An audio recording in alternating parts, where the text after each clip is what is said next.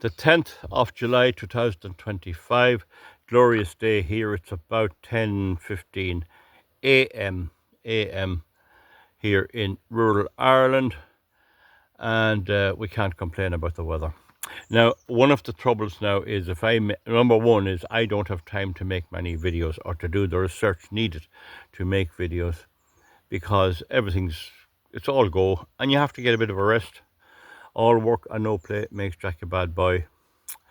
But also, very few have time to look at them. Very, very few have time to look at videos. Everyone's doing something, and that's fully understandable. So the viewership rate is not good. It's not going to be good, which is only great to see that my subscribers and my viewers have good things to do as well as looking at me. Anyway, the job is to bring you up to date with what's going to happen or what's happening in a world where we can't trust or believe the mainstream media, and not to have a swing where I say, oh, it's all gone this way, oh no, it's all gone that way. People don't really work that way to bring the truth of the situation. Now, the first thing is that one of the issues I never agreed with Donald Trump was his economics. I did agree in covering economics, and he doesn't seem to understand how trade works. There's a big difference from selling and buying real estate or property in New York and dealing with global trade.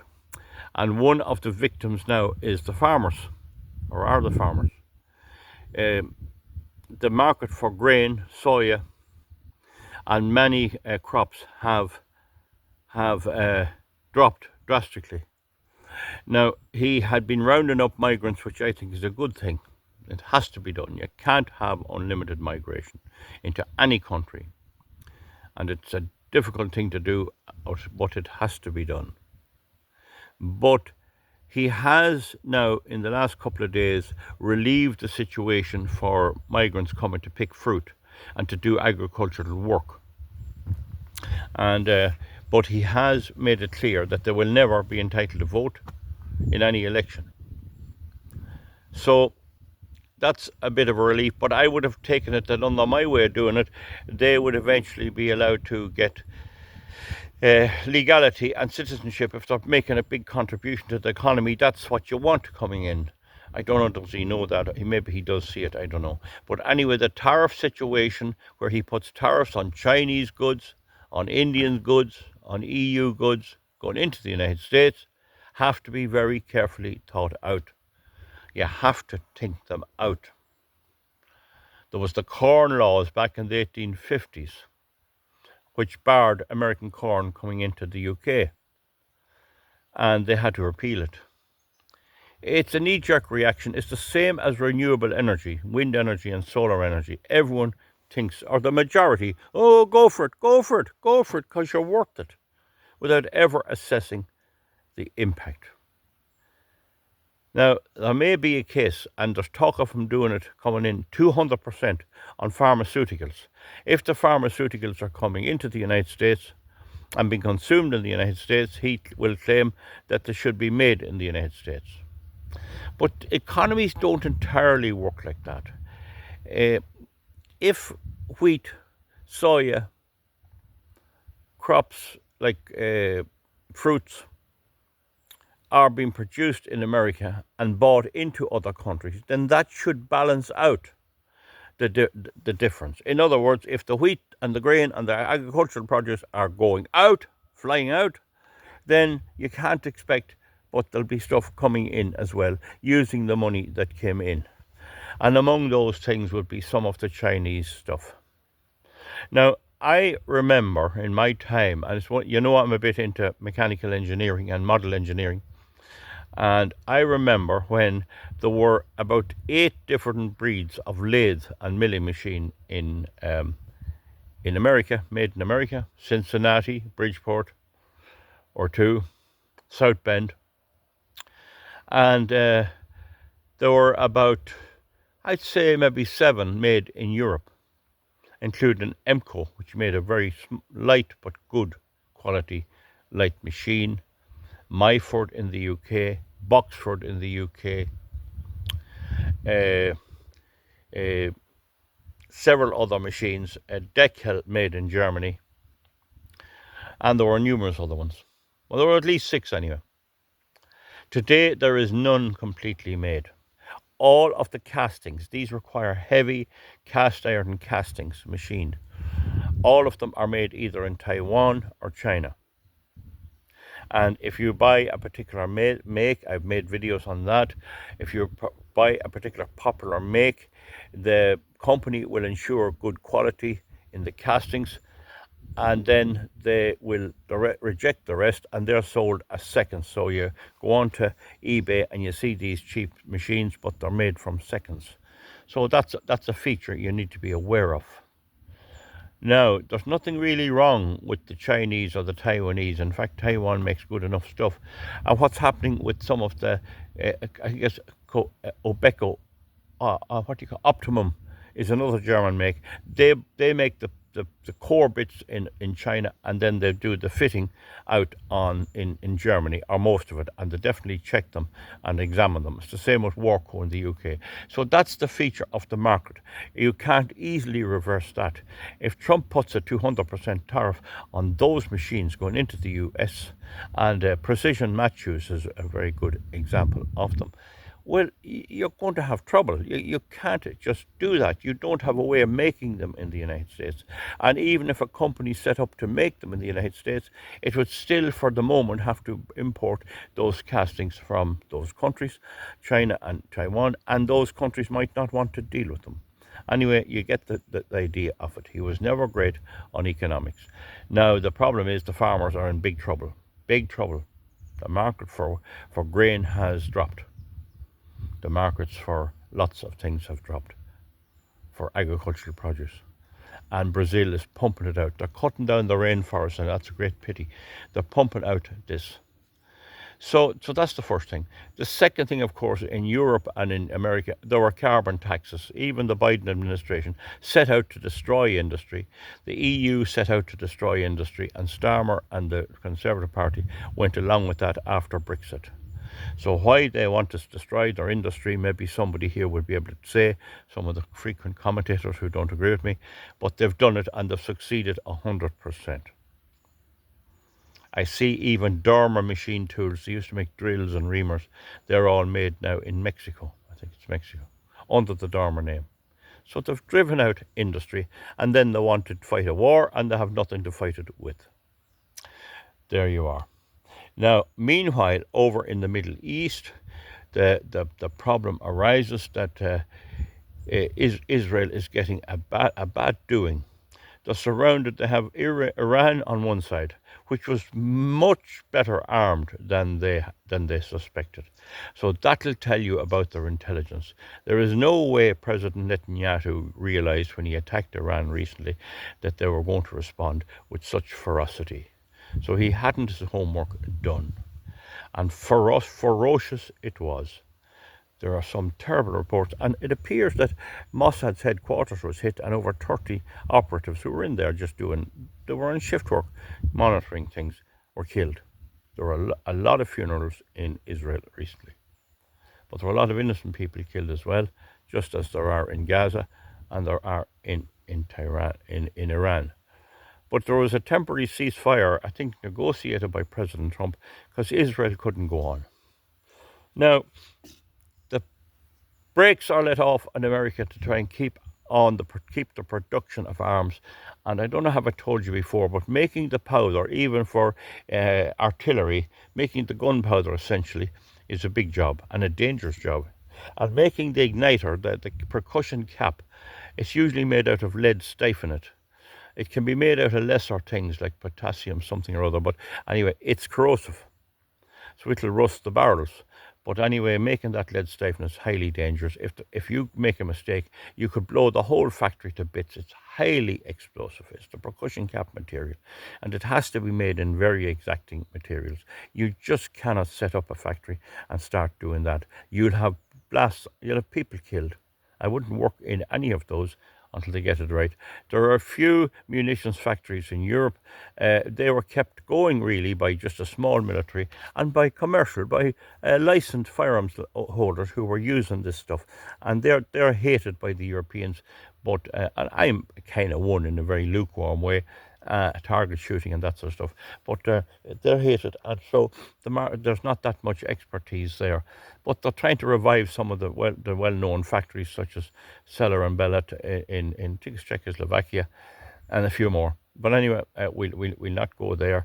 There's a shortage of weapons. Now, President Trump definitely said 2 weeks ago he was cutting off all arms supplies to Ukraine. And of course, that was the red rag, that was the notice to Russia to go all in. Now he's denied he said that. That's not true. He did say it. But now he's reversing it. He's going to try and supply some defensive missiles to Ukraine. Now this brings him under criticism because he is the mega president who said he'd end wars and he'd stop these things. And in my honest opinion, by sending more weapons there, he's prolonging this American as a warmonger country. I'd have let it pan out. The problem in Ukraine has not been Russia or anyone else. It's been Zelensky. That's the problem, and he's still there. So while Zelensky's there, he's going to want the Russians all gone, out, cleared. And I think Trump is foolish if he goes along with that. It's early days yet. It must also be understood that the cabinet Trump has chosen is the traditional warmongers. Many of his people who are very, like, on my side for not getting involved in wars are now being sidelined in the Trump administration. Of course, I have to be very careful about certain religious group who virtually own policy making in Congress and in the president's office. I can't say who it is. I was banned before, but they're there. I think everyone knows who they are. Maybe my sun hat would be an indication. And so they're pushing hard there. Now, in the case of Israel, and I think near enough finished there, Israel is in trouble. They are in trouble. Iran is now arming up with conventional weapons. The nuclear weapon is probably off the table a bit, but it may be trying to get nuclear weapons. But that's not the big deal. They are fully armed with conventional weapons. And I'm one of the few that has brought it to your attention. There is a railway line running between western Iran and China. There's a railway line. And when you have a railway line, the desert and that doesn't matter. You just put the plates down on the lines on it. You don't need much, only an odd bridge here and there. And the word is now that China is going to arm Iran. Remember, it is not true, and you're hearing this on Irish media, that the Iranians have a defence deal with Russia. They do not have a defence deal with Russia. They never signed it. Putin offered it, and they said no. But Iran has an unofficial defence deal with China. And the reason is that 90% of the oil supplied by Iran goes to China, and it's sweet crude. It's the best oil you can get. And it comes out through the Red Sea. And China does not want that supply interrupted. It does not want that supply interrupted at all. And I believe that Tehran has taken delivery of a massive amount of conventional rockets from China. And they have them stored all over the place. It's armed to the teeth. They could easily, in a night, let off 1,000 mixed type of rockets, some of them hypersonic, all targeted at Israel. That is a frightful situation, and I don't know how the United States is going to deal with it, except to put in Patriot and other defensive missiles to try and block them coming in. But these missiles have built into them devices to stop them being targeted by defensive missiles. If only 1 in 40 gets through, that's a lot if they have enough. So it looks to me like China has decided Iran is staying there, it's going nowhere. Iran is keeping quiet, they don't mention much, they don't tell anything, and that's the right way to behave. Why would you tell your enemy what you're going to do next or what you have? But the Americans know it, the Russians know it, and the Israelis know it. This is a bleak picture. Now then, add to this the Houthis. Now they claim they're fully armed by Iran. There's something to that a bit. But they're a formidable force on their own. Now they brought a ship down a while back, you know that, I made a video. Well now in the last week, on Sunday last, they've sunk the magic seas. Down it went. No lives were lost. And now we hear they've sank Eternity Sea, another merchant ship. And at least one of them was doing business with Israel. The Eternity Sea vessel wouldn't stop when they were warned. I'd say they were under order from Israel not to stop. I can't prove that, of course. The Houthis wanted to get on board. And I'd say that was perhaps to take prisoners, but it might also be to check the documentation to see where it was going. Where it was going to go after it left the port of the Suez Canal. And they wouldn't let them on board, and they sank it with massive explosions. There's a hole in the hull as big as a car. They ran speedboats full of explosives up to it and let them off. I think there's 4 people either dead or missing in that case. So now they're very much pro-Palestine. So now we have the situation where Israel has a threat on all sides, but it's an economic threat. The shipping magnate, big company Maersk, you know that company Maersk, you see it on ships there. They're no longer going up that Red Sea. So it's risky. When sailors start losing their lives, it's risky. A lot of them are Filipinos. Very sad. So that's the situation. 2 ships at the bottom of the Red Sea and another one before that. That's 3. And think of the pollution and everything that causes. So now it's really getting hotted up. It looks to me like all peace talks are out. It might have been hard to get any peace talks going anyway. I think at this stage maybe Iran is the most likely to get involved in some kind of peace talks. But definitely Netanyahu may forget about expanding Israel into Syria.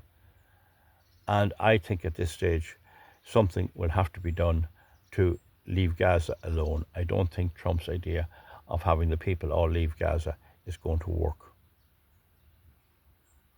So meanwhile, Trump is doing a lot of good pushing back on the woke agenda. And those are the people who bear a lot of the responsibility.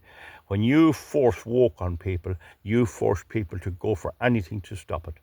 It's the greatest ailment you can have in a society. It's a form of socialism. And everyone knows once you lose your freedom, you don't get it back. Meanwhile, over in Britain, Starmer is struggling on. They're all saying they'll get rid of him soon. I have predicted they'll get rid of him this year. But you're talking about November, maybe December. He's not going to be got rid of that easily. Those kind of lads have their homework done on hanging on there. The people who put him there know how to keep him there. And he'll do a lot of damage yet. Macron came over and told him, stop giving the dole to migrants. Imagine Macron, a left-wing French president, pointing out to Starmer that giving the full dole that the people in the full social welfare benefits that the British people have worked and earned to migrants fresh off the boat is causing migration. Imagine that he has to be told that. That'll tell you what he's about and what these people, our enemies, have managed to get into 10 Downing Street. Nothing he ever said in his election campaign was true.